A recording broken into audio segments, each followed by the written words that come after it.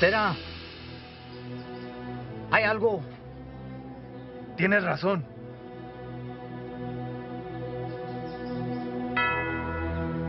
Tráeme el padre.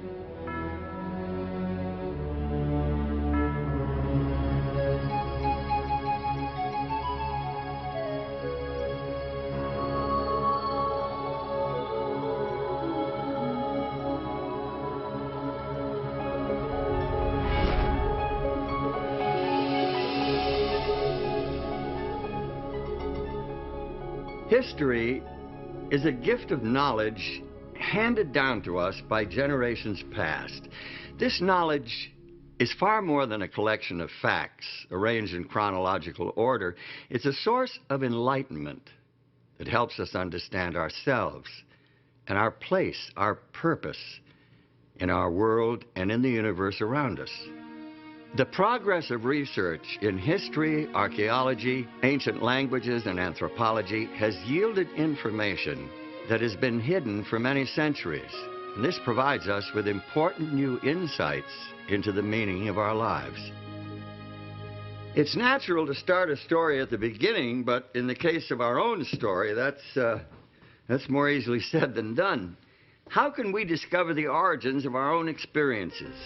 Where or when was our beginning?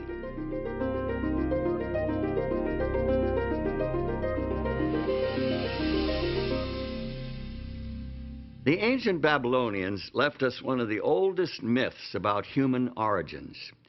It's an epic creation poem that was written sometime during the 2nd millennium BC. It's called the Enuma Elish, which translated means when on high. When on high the heaven had not been named, firm ground below had not been called by name, not but primordial Apsu their begetter, and Mumu Tiamat, she who bore them all, their waters commingling as a single body. According to the experts, the ancient Babylonians believed that Apsu represents sweet water and Tiamat salt water. At the beginning of creation, the two had not yet been separated. Mingled together as they were, they possessed within them the seeds of life. They brought forth generations of gods who in the course of time created man. The Navajo and Pueblo Indians of North America share a traditional view of several separate creations. The Aztecs of Old Mexico had a similar belief. The god Quetzalcoatl invented people, molding them from ash. A great flood came, and all the people became fish. The Creator tried again, but there was a complete eclipse of the sun, and in the darkness, all the people were killed and eaten by jaguars. A rain of volcanic fire and ash destroyed the third creation. The fourth attempt was foiled when the world was ravaged by a violent hurricane, and people turned into apes. The earth as we know it is the result of the fifth creation and is doomed to ultimate destruction by earthquake and famine. Not a very reassuring picture, is it? And yet this worldview was very real to the Aztecs. This is all depicted in the famous sunstone, perhaps the single most important artifact from the Aztec civilization. Created in the 15th century, it weighs in at over 25 tons. Very substantial evidence of their view of beginnings. It's all there, carved in stone. But does it accurately portray our beginnings? Best-selling Swiss writer Erich von Däniken has 16 books to his credit. Nothing else he has written has had the phenomenal impact of his 1968 book, Chariots of the Gods, in which he proposed a novel view of human development here on Earth. Dim as yet undefinable ages ago, an unknown spaceship discovered our planet. The crew of the spaceship soon found out that the Earth had all the prerequisites for intelligent life to develop. Obviously, the man of those times was no Homo sapiens, but something rather different. The spacemen artificially fertilized some female members of this species, put them into a deep sleep, so the ancients say, and departed. Thousands of years later, the space travelers returned. They repeated their breeding experiments several times, until finally they produced a creature intelligent enough to have the rules of society imparted to it. The Bible and the Quran are the basis for the traditional Judeo-Christian and Islamic teachings about our beginnings. Both point to a creator from outside the bounds of space and time. They picture an all-powerful being who is above and beyond the natural laws that govern our physical universe. They teach that this creator God exercised his supernatural power and created everything according to his divine purpose. The Bible includes this summary reference to the creation. By the word of the Lord were the heavens made, and all the host of them by the breath of his mouth. For he spake, and it was done. He commanded, and it stood fast.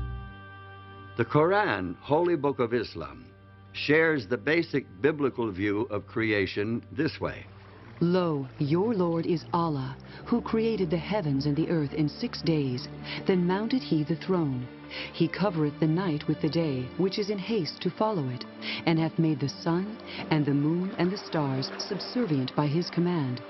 His verily is all creation and commandment. Blessed be Allah, the Lord of the worlds.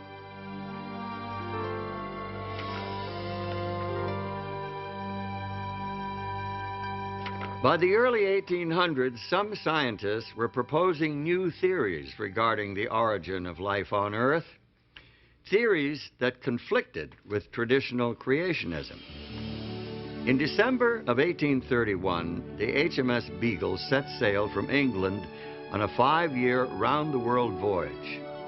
Aboard this survey ship as an unpaid naturalist was 22-year-old Charles Darwin. Darwin's observations and conclusions would revolutionize the conventional view of origins. Their idea was that God had created specifically for each environment the animals and plants that fit into it. Well, if that was true, then one oceanic island ought to resemble another oceanic island. And what Darwin found was that the oceanic islands didn't look anything alike. The species that were on the oceanic islands were similar to the nearest continent, not to other oceanic islands. Darwin's most significant discoveries took place in the Galapagos Islands, more than 1,000 kilometers, about 600 miles off the west coast of Ecuador. Darwin discovered animal species that were unique to that archipelago. He also noted distinct variations between similar animals on different islands. He came back one day having picked up a tortoiseshell from the island that he had been visiting, and the fellow who lived there and was staying at the main population center said, "Oh, you've been to," and named the island he'd been to, and he was floored. He said, "How do you know where I've been?" And he says, "Because that tortoise came from the island." And he says, "How do you know that?" And he said, "Because each island has a specially shaped tortoise, and I can recognize them." And that just blew his socks off. Darwin's observations ultimately led to the development of his theory of natural selection and the publication in 1859 of his book on the origin of species. The first edition was sold out the first day, and 5 subsequent editions with revisions were to follow. Often referred to as the book that shook the world, it helped pioneer modern scientific thought about our origins. Today, science is defined at the beginning as a materialistic process. And that's a tribute to Darwinism. I mean, that's what he brought to us, was that we had escaped essentially from God. Using Darwin's theories of evolution as a starting point, scientists and philosophers have developed their own answers to questions about beginnings. Today, there are many variations on Darwin's theme. Among evolutionary scientists, the Big Bang theory has been widely accepted as a beginning point for the story of our universe as we know it. This theory suggests that all the matter that now exists in the universe is derived from a tightly compressed, incredibly hot mass of subatomic particles that exploded something like 10 or 15 billion years ago. That tremendous blast of creative energy set the universe in motion and eventually gave birth to galaxies and stars and planets, and ultimately to every form of life and matter within the universe. The way scientists today talk about this, the Big Bang really is the whole universe, and that it is really space itself which is expanding and creating new space in the course of time. If we think of ourselves in a way as kind of being able to look at the universe from some extra dimension, it perhaps would appear as the tremendous explosion starting out from a single point. The theory of evolution teaches that life on Earth has evolved over vast periods of time, with simple single-celled forms developing into complex organisms purely by blind chance, through a process of trial and error. It was this process that Charles Darwin called natural selection. And he said, essentially, that there were 4 steps. He said, first of all, variation exists. No 2 individuals in a population are ever exactly alike. Secondly, that every population overproduces. More young come into existence in 1 year than can possibly live until the next year. So that leads to the struggle for existence, the competition, and then survival of the ones that are the fittest. The fittest are simply those that have variations that give them an advantage. And the last thing was that the variations are inherited, so that the ones that live reproduce, and their offspring are more likely to have these fit variations. Are we the unplanned and accidental result of evolution through natural selection? Or are we the handiwork of a supreme being, the Allah of the Quran and the God of the Bible? Do we owe our existence to the Aztec or Babylonian gods, or to some alien creatures from outer space? What is the truth about our origin?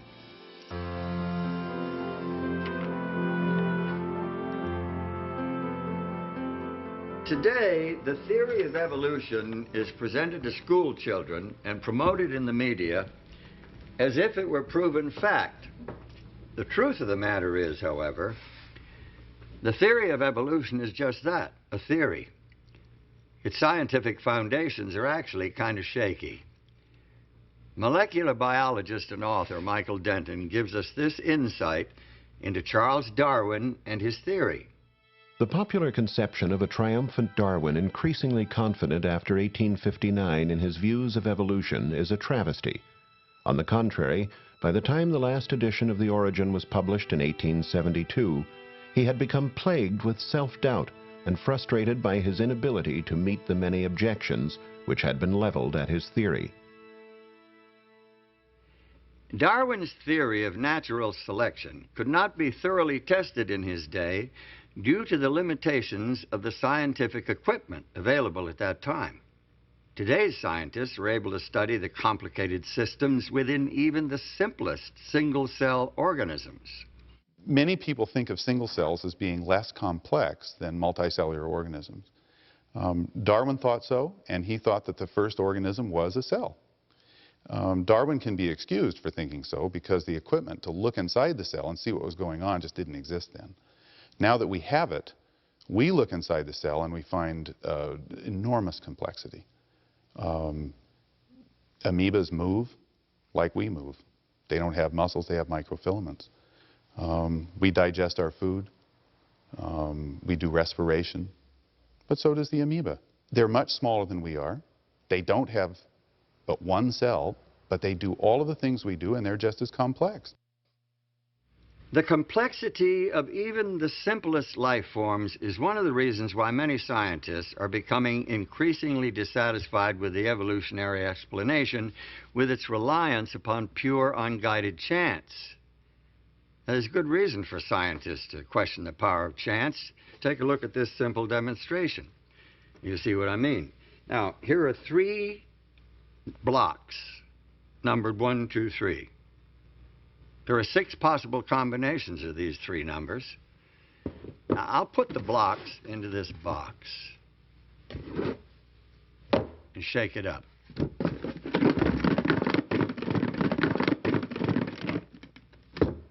Now, if I were to take out the blocks one at a time, what are my chances of taking them out in numerical order? Well, I can expect to draw out the numbers 1, 2, and 3 in that order on an average of once in every 6 attempts.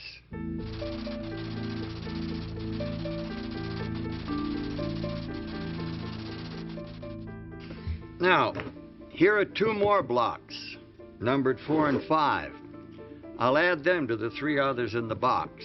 Now, there are 120 possible combinations. The law of averages tells me that I can expect to pull out blocks numbered 1, 2, 3, 4, and 5 in that order on the average of once in every 120 tries. Now, look, here are blocks numbered 6 through 10. I'll put them in the box with the others. My chance of picking out all 10 blocks in numerical order is less than 1 in 3.5 million. Well, let me put that in perspective. If I put myself on a schedule and worked at this game day and night, pulling out all 10 blocks one at a time every 15 seconds, I could expect to win this game on the average of about once every 18 months. What if I doubled my quantity of sequentially numbered blocks to 20? How long should I expect to work at this game to get all 20 out of the box in order? Now, let's suppose that I could play at blinding speed and get all 20 blocks out in just 1 second, then do it again the next second and every second thereafter. Now, the law of averages says that I can expect to get the 20 blocks out of the box in order at the rate of once every 77 billion years. This little numbers game is nothing compared to the intricate complexity of even the simplest bits of matter. Physiologist and author Pierre Lecontenue, in his book Human Destiny, estimated the chance of forming a 2,000 atom protein molecule as something like 1 in 10 to the 321st power. There's really no good way to express that number. It's incomprehensible. Find yourself a large sheet of paper. Write 10 followed by 320 zeros. Now listen to what Lecontenue says. Events which need an infinitely longer time than the estimated duration of the Earth in order to have one chance on the average to manifest themselves can, it would seem, be considered as impossible in the human sense. This chunk of coal is about 70% carbon by volume. Carbon is essential to all organic life, and it's the 4th most common element in the universe. Yet this very ordinary element is extremely complex. In order for it to be produced naturally, 3 helium nuclei must combine to form a single carbon nucleus. But we have found that the conditions needed for that to happen are really very precise. In other words, that if the balance of forces in the atomic nucleus were very slightly different, that reaction would not be able to take place in order to form enough carbon to be of any significance. Men who discovered this, the way in which this reaction takes place to form carbon, and who found the conditions that were necessary for it to take place, was Fred Hoyle, who is one of the great astrophysicists and cosmologists of this century. Hoyle was very skeptical about religion. At the time, at least, he was an atheist. Some supercalculating intellect must have designed the properties of the carbon atom. Otherwise, the chance of my finding such an atom through the blind forces of nature would be utterly minuscule. A common-sense interpretation of the facts suggests that a superintellect has monkeyed with physics as well as with chemistry and biology. The numbers one calculates from the facts seem to me so overwhelming as to put this conclusion almost beyond question. It seems that evolution through a long series of random unguided mutations is a practical impossibility. This fact casts a cloud of doubt over the entire evolutionary scenario. Scientists are now looking for shortcuts, miraculous jumps out of the realm of chance. Many are frankly awed by their discoveries, finding more and more clear evidence of intelligent design in nature.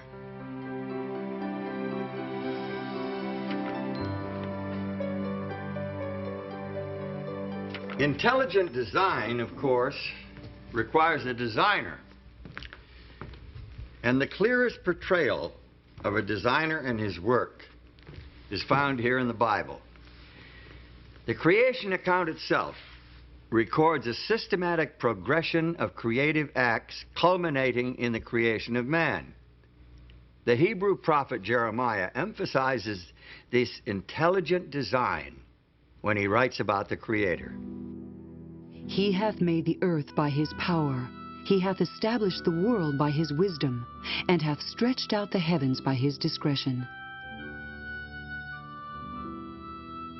Biblical creation theology does not attempt to provide a scientific description of God's creative acts. Instead, it suggests the meaning, the purpose, the goal of creation. Through faith, we understand that the worlds were framed by the Word of God, so that things which are seen were not made of things which do appear.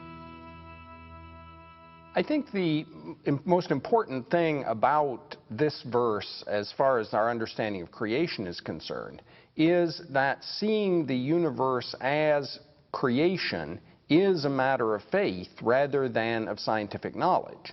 That is, that we can understand the universe in detail by scientific investigation, but we see it as the creation of God because of our personal trust and confidence in God. Now, perhaps some of us have been too quick to discard this old book as an irrelevant collection of useless fables and legends and traditions. Its value lies far beyond the realm of science. It deals with concepts that cannot be analyzed in a laboratory. It addresses many questions that science cannot answer. That is, science can talk about how the universe behaves, how things take place within the universe. It cannot explain why something exists rather than nothing. That is, it cannot really explain the fundamental question of existence. Could it be that the neglected pages of Scripture actually offer accurate insights into our origins? If so, we're not here by accident. We must see ourselves as a part of a Creator's design. There must be a plan, some real purpose for our existence. And God said, Let us make man in our image, after our likeness, and let them have dominion over the fish of the sea, and over the fowl of the air, and over the cattle, and over all the earth, and over every creeping thing that creepeth upon the earth. The creation story depicts God as having great ambitions, high hopes for the human race. People were created in the image of their Maker. In their original innocence, they had direct communication with God, an intimate, personal, face-to-face relationship with their Creator.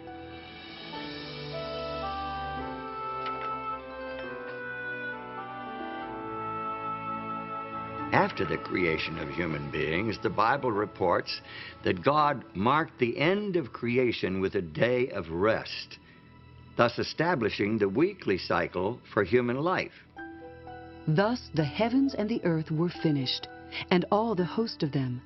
And on the seventh day God ended his work which he had made, and he rested on the seventh day from all his work which he had made. And God blessed the seventh day and sanctified it, because that in it he had rested from all his work which God created and made. God creates the entire world in 6 days, and then he rests on the Sabbath. The Sabbath is, though, a creation in and of itself, because what it does is put the rest of the 6 days in perspective. What did God create on the seventh day? As a matter of fact, God created nothing on the seventh day. God created no thing But instead, God created a context in which everything that has been created, the natural world, the material world, and life itself, can really be appreciated and enjoyed and celebrated.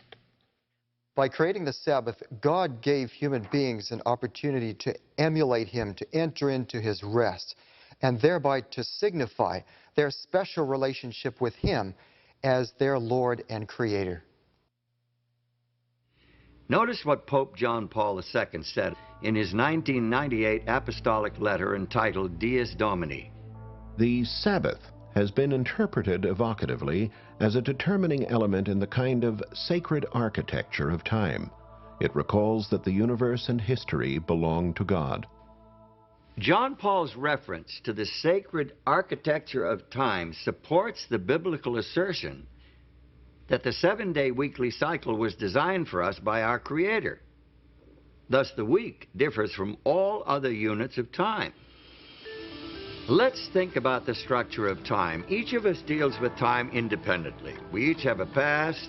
We each live in an immediate progressing present that we sense is moving quickly or slowly, depending on our age and other subjective factors. As for the future, it's a mystery. Your sense of time and mine are different. In order for us to coordinate our activities, we must have external reference points.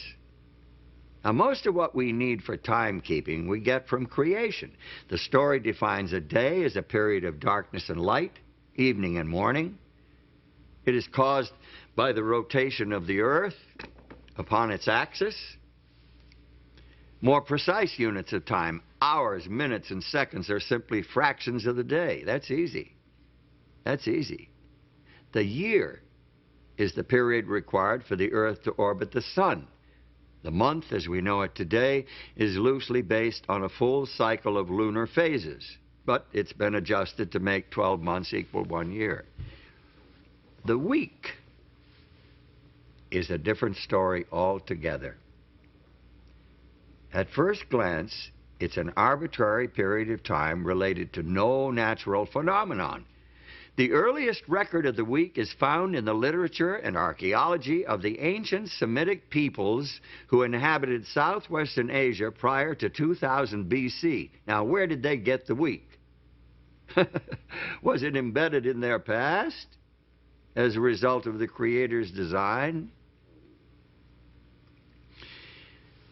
But is the week really an arbitrary artificial unit of time?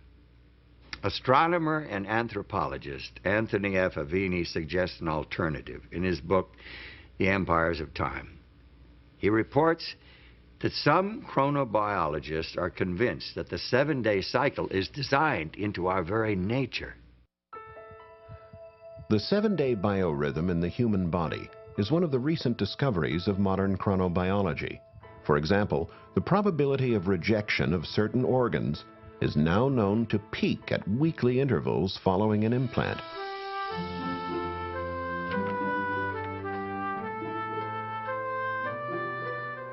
The widespread acceptance of the 7-day week over thousands of years of history is additional evidence supporting the divine origin of the weekly cycle.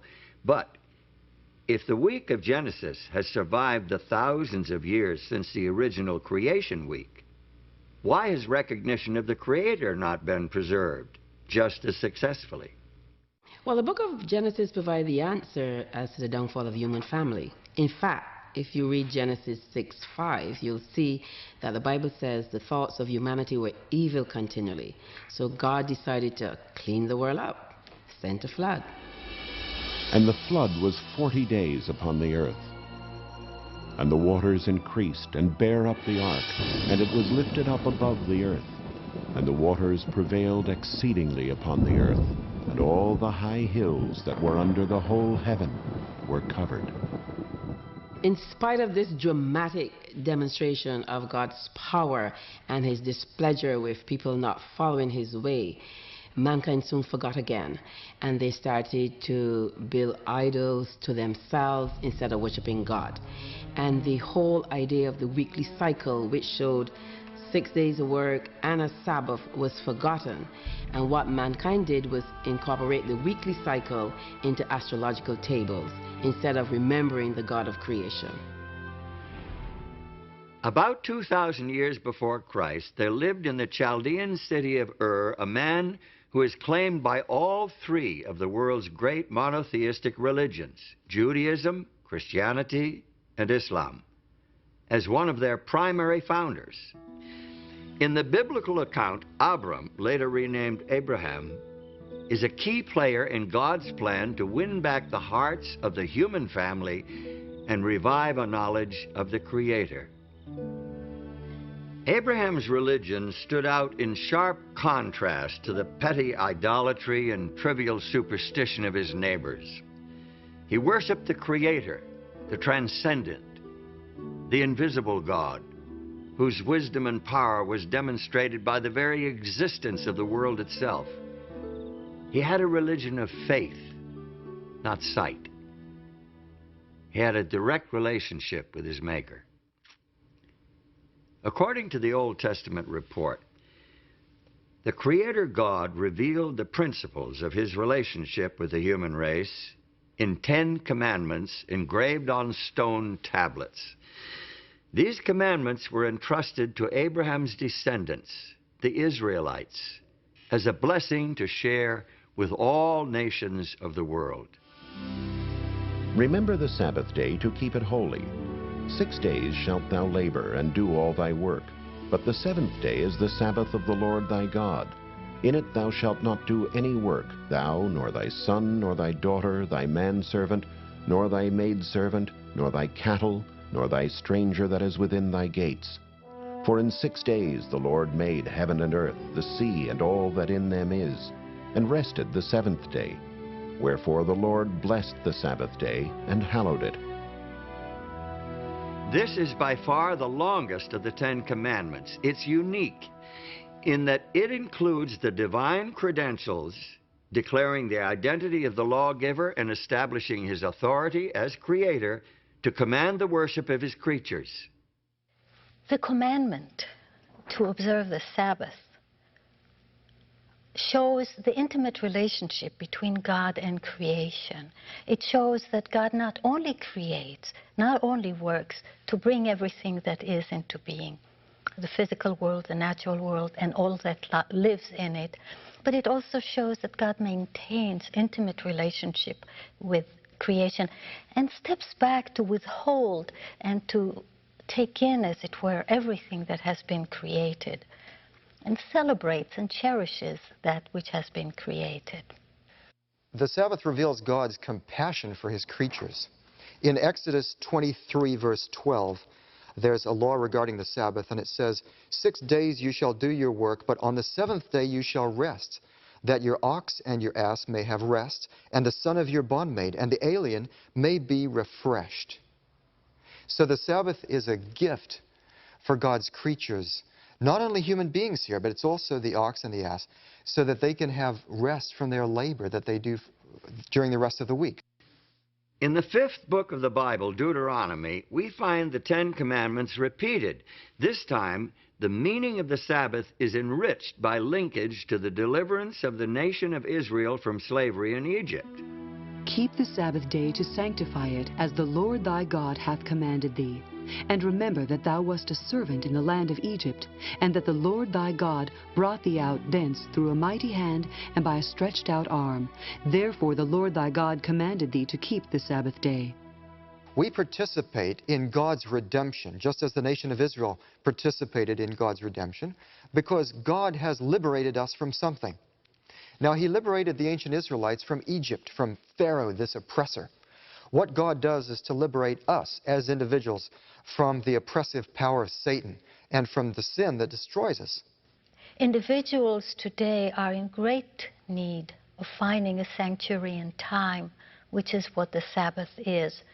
We are overburdened and driven by the material world and by our own creativity of material things. And the Sabbath becomes the liberation from things, becomes the liberation from slavery to objects, to technology, to economics, to all the things that make us work frantically towards producing more and more.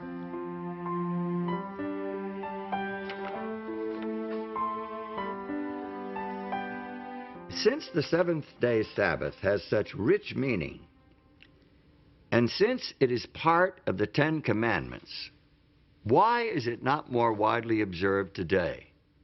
Good question. Especially in view of the widespread recognition that this commandment, along with the rest of the 10, applies not only to the people of Israel, but to the whole human family.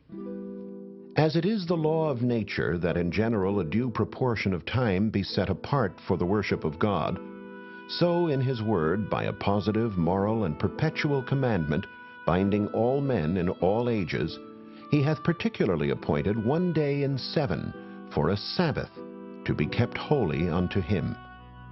The Sabbath was binding in Eden, and it has been in force ever since. This fourth commandment begins with the word remember, showing that the Sabbath already existed when God wrote this law on the tables of stone at Sinai. How can men claim that this one commandment has been done away with, when they will admit that the other 9 are still binding? The Sabbath was made for man, not for the Hebrews, but for all men. The Sabbath commandment reveals to us a picture of a Creator who craves a place in the hearts and lives of all his human children. David, the great Israelite king, understood this and instructed his people to spread their knowledge of the Creator God to the rest of the world. Declare his glory among the heathen, his marvelous works among all nations. For all the gods of the people are idols, but the Lord made the heavens. Give unto the Lord the glory due unto his name. And let men say among the nations, the Lord reigneth. The Bible makes it clear that the Creator's desire was to attract the whole human family to true religion, true worship, so that all could share in the good things he intended to do for Israel. Also the sons of the stranger that join themselves to the Lord, to serve him, and to love the name of the Lord, to be his servants. Every one that keepeth the Sabbath from polluting it, and taketh hold of my covenant, even them will I bring to my holy mountain, and make them joyful in my house of prayer. Their burnt offerings and their sacrifices shall be accepted upon mine altar, for mine house shall be called an house of prayer for all people. It's not hard to imagine the power of the Sabbath to restore and cement the relationship between the Creator God and his human children. Their devotion to the Sabbath day, their worship and praise and appreciation for his creative power, would bind them to their God with ties of love and gratitude. If they continued their heartfelt observance of the Sabbath, they could never forget him. Moreover, also I gave them my Sabbaths, to be a sign between me and them, that they might know that I am the Lord that sanctify them.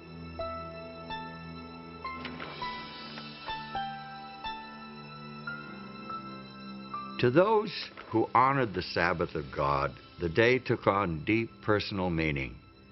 The day of rest and worship was an opportunity to know their Creator, who had promised to make them his own holy people. But history records that many of the Israelites didn't take advantage of this opportunity. There's evidence in the prophets, for example, Isaiah, that the Sabbath was poorly observed and neglected. Nehemiah also refers to that. The people had a problem with this. The reason would be really quite simple. The people lost sight of the lordship of God. But the house of Israel rebelled against me in the wilderness. They walked not in my statutes, and they despised my judgments. And my Sabbaths they greatly polluted. The Sabbath, symbol of Israel's unique relationship with God, the very heart of a Creator-oriented worship system, was commonly desecrated. Finally, the prophet Jeremiah announced the result of Israel's apostasy. Just imagine the prophet Jeremiah walking up and down the streets of Old Jerusalem. It wasn't a happy message that he bore. He warned the people that their city was to be destroyed, their temple destroyed, and that they would be carried away to Babylon to serve the king of Babylon. 70 years.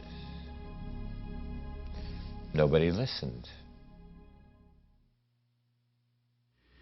From about the year 605 BC, the armies of Nebuchadnezzar, king of the Neo-Babylonian Empire, repeatedly invaded the Israelite homeland. His army eventually destroyed the capital city of Jerusalem and carried most of the inhabitants into exile. Some of the captives were taken to Babylon, while others were dispersed throughout the empire. And now, far from their homeland, far from all that they had held dear, many of the Jews began to realize that they had made a terrible mistake. Many of them began to realize that they must return to the God of their fathers and the worship of their ancestors. Now, many of these Jews, men of great ability, rose to high position in their foreign lands. Daniel, for example, became the prime minister of the kingdom of Babylon. And when the Medo-Persian Empire took over, he rose to the position of first president of the land. It was Daniel who led Darius the Mede to recognize the God of heaven. I make a decree that in every dominion of my kingdom men tremble and fear before the God of Daniel, for he is the living God, and steadfast forever, and his kingdom that which shall not be destroyed, and his dominion shall be even unto the end.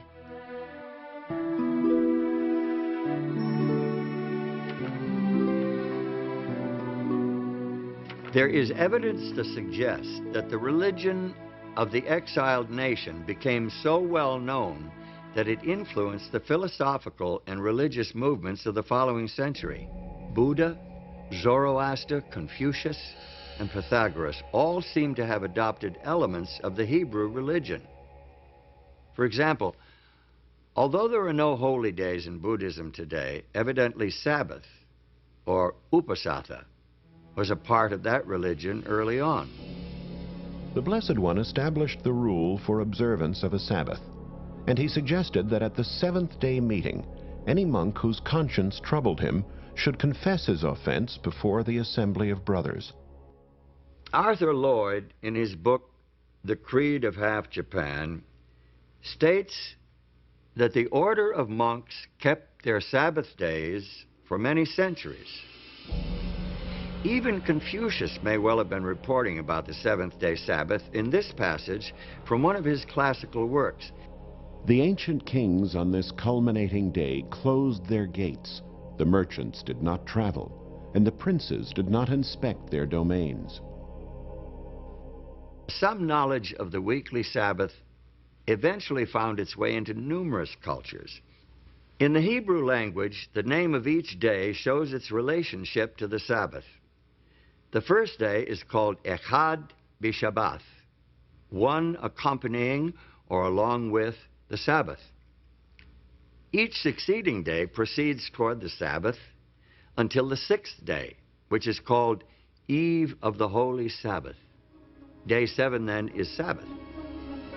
In more than 100 ancient and modern languages, the seventh day of the weekly cycle was named Sabbath or its equivalent.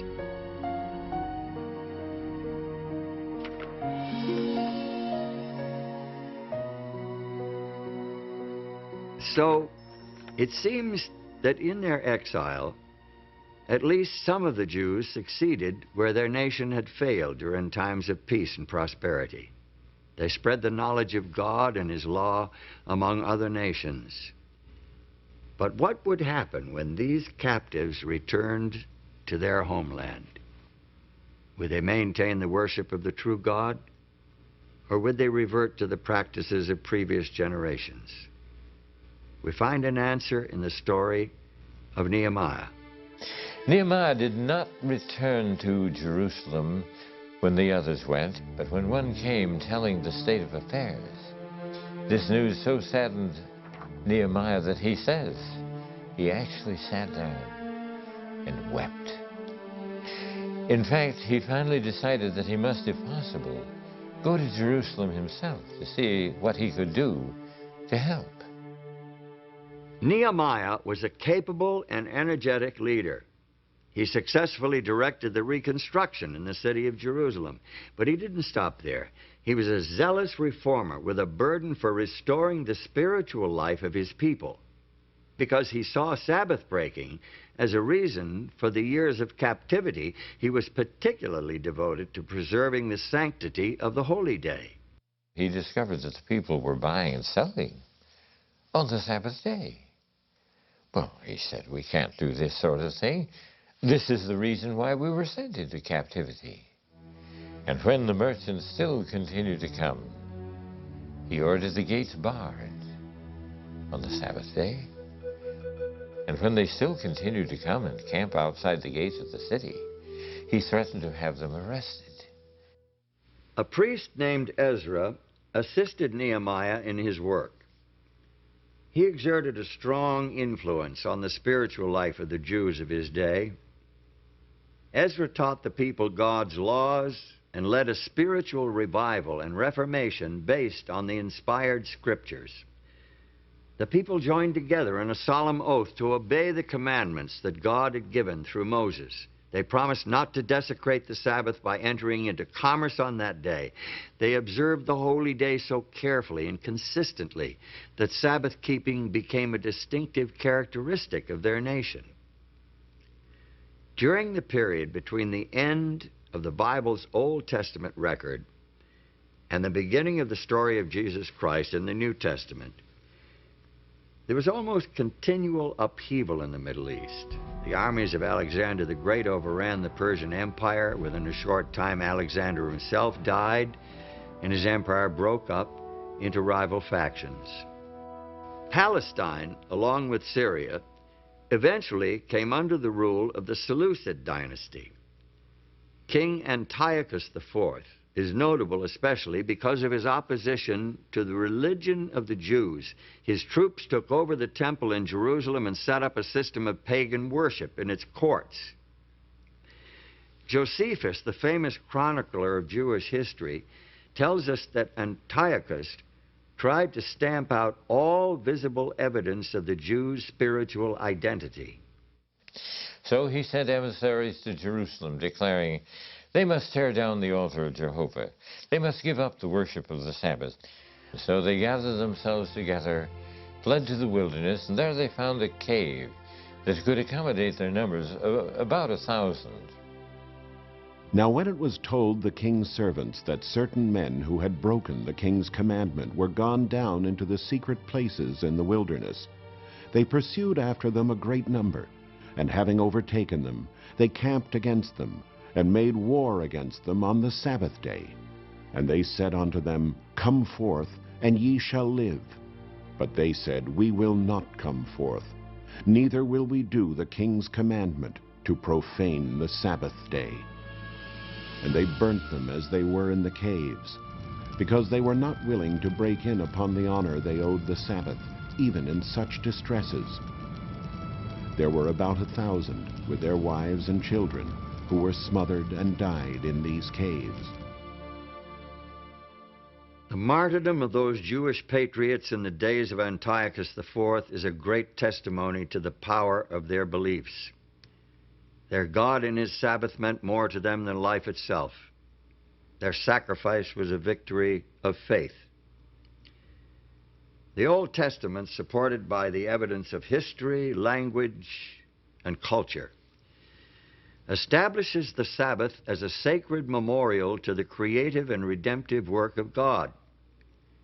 It declares the Sabbath to be a sign of the intimate relationship between the Creator and those who worship him, a day of rest and worship that can bind the hearts of human beings to the heart of their Creator. When early Christians inherited the Sabbath, the teachings of Jesus Christ and his disciples served to emphasize and enrich its meaning, magnifying its importance. Today, for many Jews and Christians alike, it is still a central point of spiritual life and worship. To this day, it remains a defining element in the sacred architecture of time.